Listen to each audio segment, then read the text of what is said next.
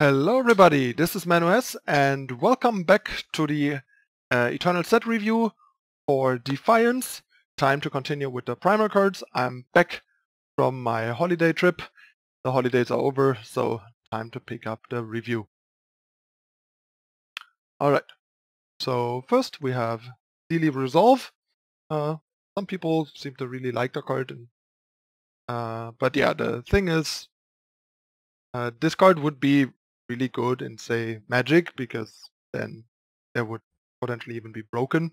But in Eternal, since spells are only actual spells and there are not that many spells in most decks, and even less spells that cost 1 or less, and even less spells that cost 1 or less, and are even worth trading a card for and countering reliably, this card is just not playable, unfortunately. I don't know, maybe there will be like some very narrow circumstances or a very specific deck that might care about what it does, because other than Torch, this often mainly counters stuff like Seek Power, so it's not very impressive.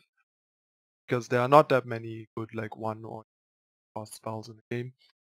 This card is just narrow and limited. It's the same. Unfortunately, counters will have a very hard time, in especially past being the one-off. Needs to be a cheap universal one like Backlash or Anti. Next we have Crystal Dirk. Well, in Constructed, this clearly 2 underpowered. Power plus 1/2 is not what you are looking for in Constructed. In Limited, still not great, but it seems decent. Like, for example, if Diecrack aggro is still a thing, like it used to be for this set, this could be interesting in it. It also is a decent Renown enabler. If there is like a Renown heavy deck that has Primal in it, as you all might know by now, I have not really played Limited with the cards, so all of this is theoretical and not based on experience in the format specifically, but I'm just evaluating the general Limited context, like giving you an impression of if this is worth trying in it. Next we have Frostwave, stun an enemy unit, amplify, stun an additional enemy unit. So for one, this is kind of nice, and it is a fast spell, but in Constructed I think this is bad of a raid. It only starts becoming interesting when it stuns 2 things, and it's way too expensive, and we have a 2-cost non-fast spell that stuns 2 units and even has warp, so it's technically free. It just still doesn't really make it into Constructed. Problem is, like, stunning units not that good, stunning very situational, and one of the more problematic units that these decks care about have endurance, which you can't stun. There's just a lot of problems. In Limited, however, this is essentially pretty strong, being a worse version of like fast spell that stuns 2 units. Not I think something with chill. Got the next. Anyway, this does the same for 4, but has the upside of doing half of the effect for 1, or even more in the late game be more powerful. Like this can be like a pretty strong feature, kind of during the stunning 3 of the units. The game based on the it's very immense. So seems like a pretty decent or even really good card, I think. Next we have Mischief Yeti, another solid aggressive Primal 1-drop. You get a 1-cost 2/1, that's kind of like the baseline you need, and then you want something worthwhile. In this case we have Renown, and you get to draw a Snowball, which is not bad at all. First of all, the Snowball might kill something that otherwise would trade with a Yeti, like a Temple Scribe, Initiative of this opposing like 2/1 1-drop, stuff like that. Nice, like card advantage. There's a fair share of things that trigger this, like combat weapons, for example, imagine Skycrack, you have Pummel, Shogun Scepter, for example. So this seems like a pretty solid card in constructed. I, for example, putting a couple in my Skycrack aggro deck because pretty good fit and has a similar power level as Snowdrifted Yeti. It just is good against different things. Snowdrifted Yeti obviously is good against interaction, especially rolling decks with little to no board presence, while this is quite good against other aggressive decks or other decks with like small units early on, like time-based decks, Valorant, Maker, bit of this token stuff and so on. So yeah, seems like a pretty solid card. In limited, this is probably only going to be relevant in a very aggressive deck, but this is the type of card that pairs decently well with Crystal Dirk, because you would definitely be aggressive enough with a card like this in your deck, and yeah, Crystal Dirk also would trigger the Renown and is only good if you're aggressive. +1 plus that much impact for one card. It all comes down to the of the card. So yeah, if you're drafting aggro and for this guy, otherwise probably avoid it. Next we have Pitfall Trap, one of the new cheap relics to support the relic synergies. Definitely gonna need cheap ones there, although I'm not too impressed by this. Basically, it's a one-cost relic that damage to an choice, then has kind of the benefit of lying around, and every time you play a unit, you can pay 1 to for a card and then adding a one-cost loot effect for every that you play. But yeah, that basically requires you off curve to benefit from this. Since in a lot of relic synergy situations you kind of want to play this early, your opponent has to have something right away affected by this, or otherwise you're basically investing a card in little to nothing.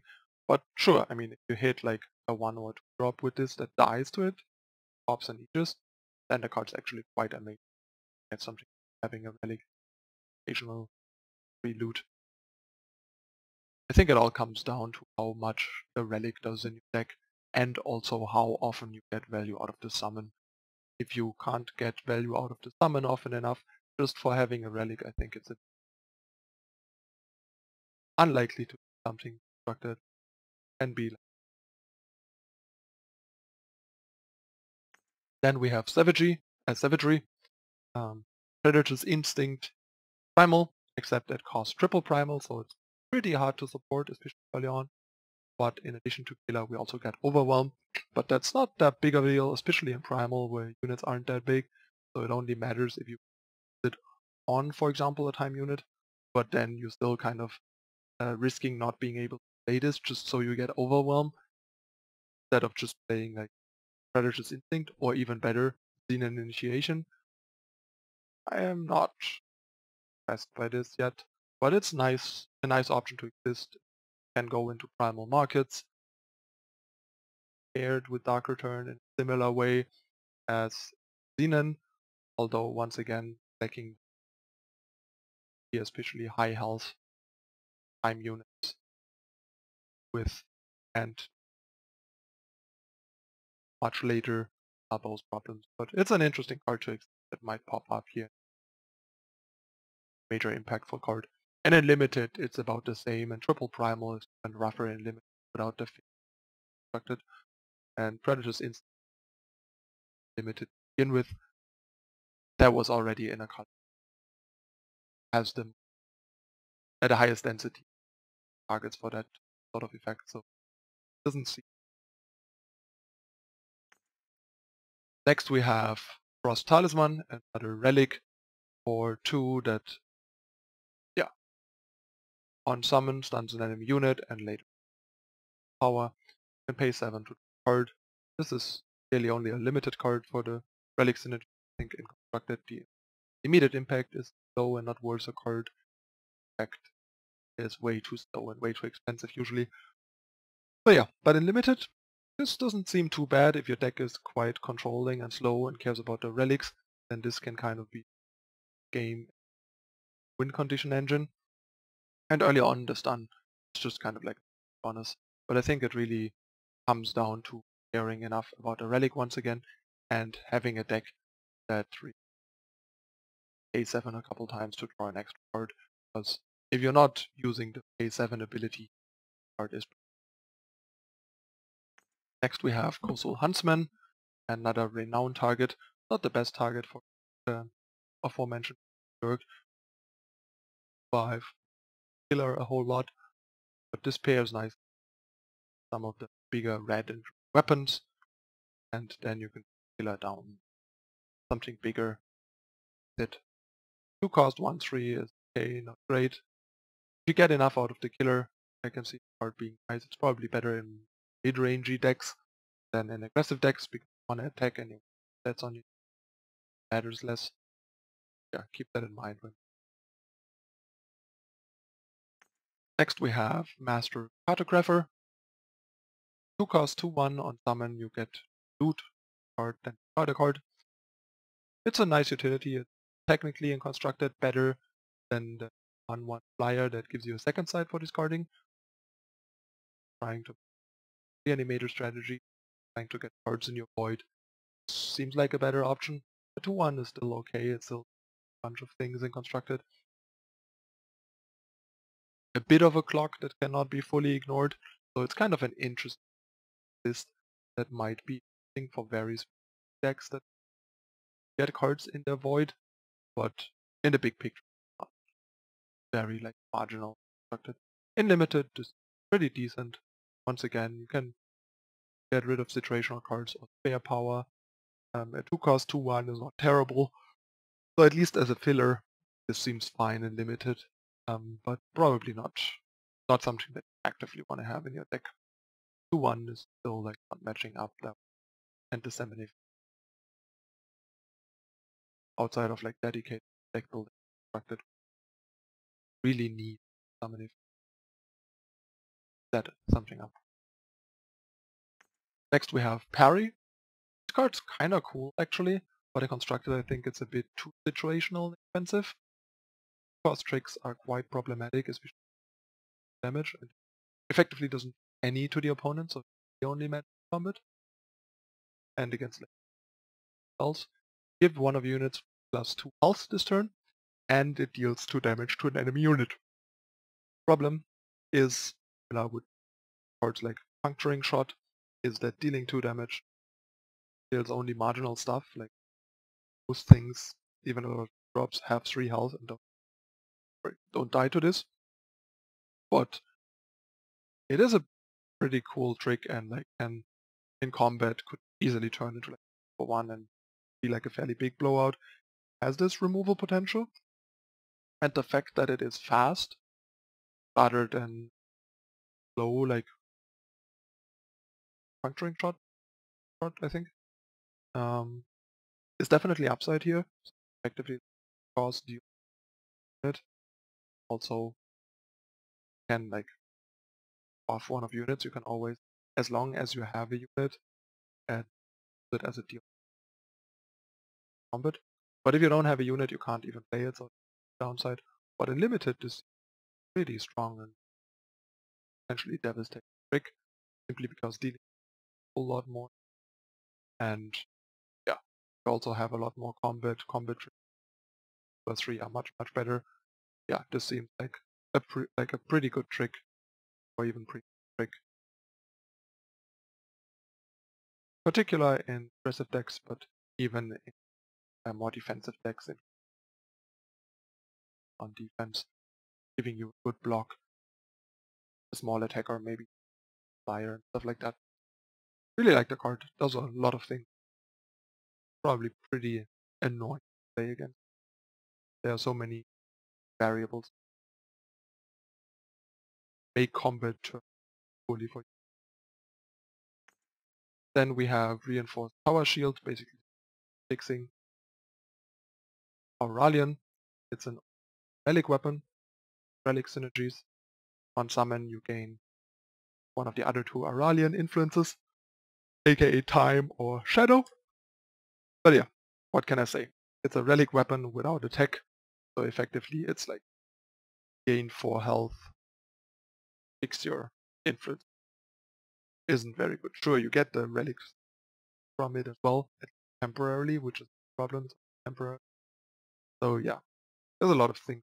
Not even gain 4 armor, because if you play another relic weapon, years, gain 4 armor, it would be a bit better than it is. But this way it's legit like a gain 4 health that turns on relics. The card is just very bad, even in limited. I don't think it's really being played. And last but not least for the first part, we have Snowdrifted Elver. This is not quite Delver of Secrets, unfortunately. Quite the opposite. This is a pretty bad card. It's a 2-cost 2/2, which is already pretty unimpressive. And then on Renown, you create and draw a random. I cannot possibly a deck that remotely wants this, or that is good enough at triggering the Renown, and then also cares about the majority of random relics coming out of this Renown.